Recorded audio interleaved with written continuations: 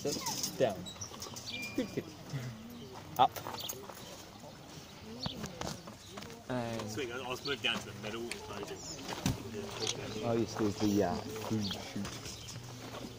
Connor, this is the food chute. And the deep thing. Just going to move down to the middle bit. Look, the one under the tree's not right. Mason, it's a deep thing. Yes, it's on the floating fly.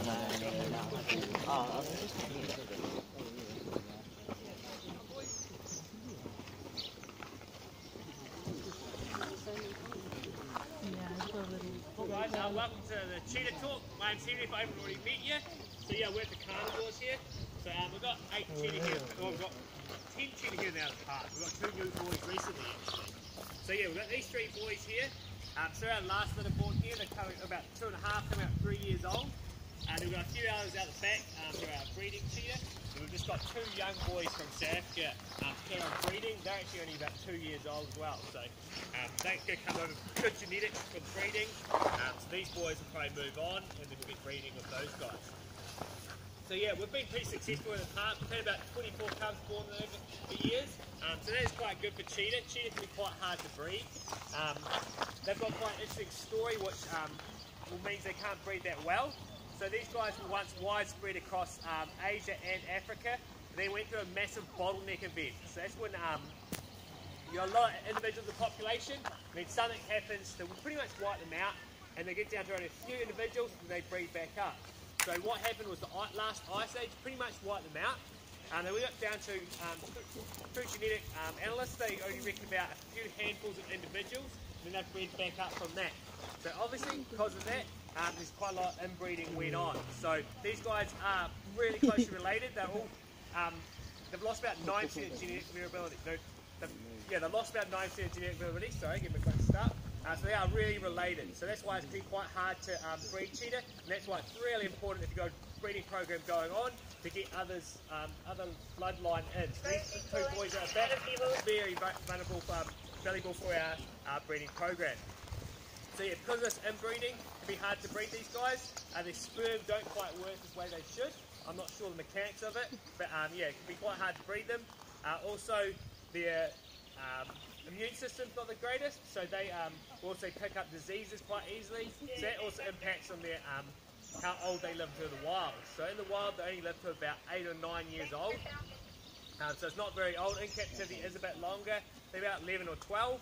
Our oldest cat here, Kaha, male, he is about 13 years old. So he's actually pretty old. He's doing really well. There's not too many signs of old age. He's a bit slow when he gets up in the morning. But I think there's most old people that's like that.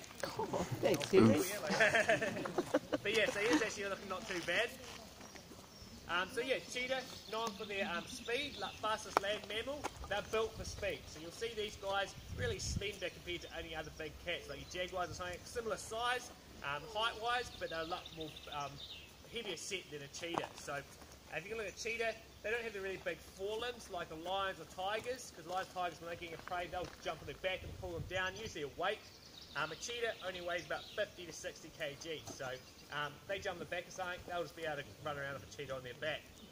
So what these guys do, they have a different hunting technique.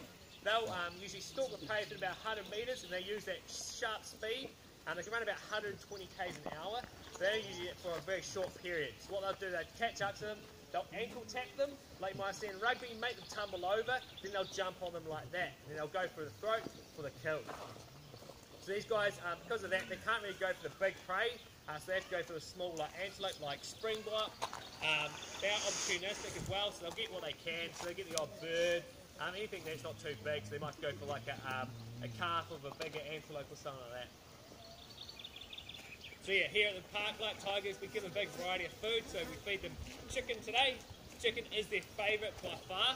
They'll eat your chicken about a minute, even shorter time, but they crunch them, eat all the bones and everything like that. We also feed them wallaby, rabbit, possum. When we feed that, we feed fur, bone, internal organs and all that. Just so it's really important for their digestion, get all those special nutrients and vitamins and stuff as well. Yeah, they pretty much, when they eat a rabbit, they'll eat everything as well. They just might leave a little bit of leg because it's just pretty much fur and bone. But yeah, I'll feed these guys. Hopefully he comes around and gets some feed. I'll chuck one over. I'll chuck a couple over. They are all brothers, so they might just go for the same piece. They don't really have a hierarchy like you might see in the lions and that. So you might see three-way tug of war, but they should get a piece each. Come on, Kanzi. He's moving now, look. So we've got Kanzi running on here. We've got Matata and Gorse. So they are quite hard to tell apart, but it's just very small signs. So Kanzi is the smallest, Matata's the biggest. Matata's a little bit darker. Kanzi has a bit more of a kind of a fluff on his back, so when they're young they have the mantle that runs along their back. They're quite dark on their bottom and white on the top, and that's so they look like a honey badger. Nothing messes with a honey badger. And so then we've got, so he's still got a little bit of that left so you can tell them apart. And then they've got a few little different spots, different eye coloration and that. But yeah, I'll chuck over some chicken because they look pretty hungry. Yep, hungry. Yep, yep. Oh, he's got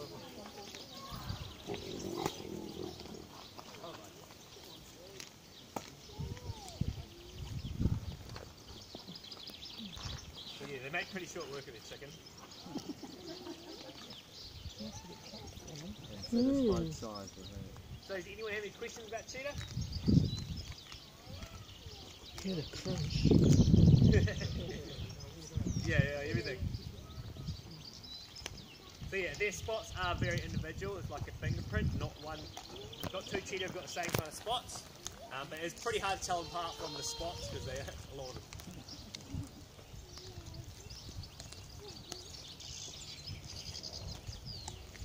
So we don't feed any live prey, so it's kind of against the humane ethics of it. So in the wild, prey have every chance to escape. So cheetah, like tigers, only like about 1 in 8, 1 in 10 hunts are successful. So prey obviously always gets to get away as well. But here we can't guarantee. Well, they can't get away because there's a fence around the enclosure. So they'll get cornered. It adds extra stress and all that. We don't really necessarily want. And yeah, we can't guarantee they're going to kill them. So in the wild, sometimes they might catch it, eat a little bit, and then they get away, kind of thing. And that's just nature in the wild. That's all good there, but we don't want an animal in pain running around, and you obviously don't want you guys seeing that either, because it's not the best look. In saying that, if anything goes in there on its own will, it's free game to the cheetah. So these guys will get the odd rabbit, keep quite a lot of ducks. No keepers, no. So these cheetah probably wouldn't attack the person necessarily. They might just if they get cornered or something like that. But cheetah are more flight than fight, just because of their size and that they don't really have that big bulk behind them. In the wild, they're solitary, so they don't have that pride behind them either. So yeah, anything that's bigger than them, they won't really mess with. Yeah.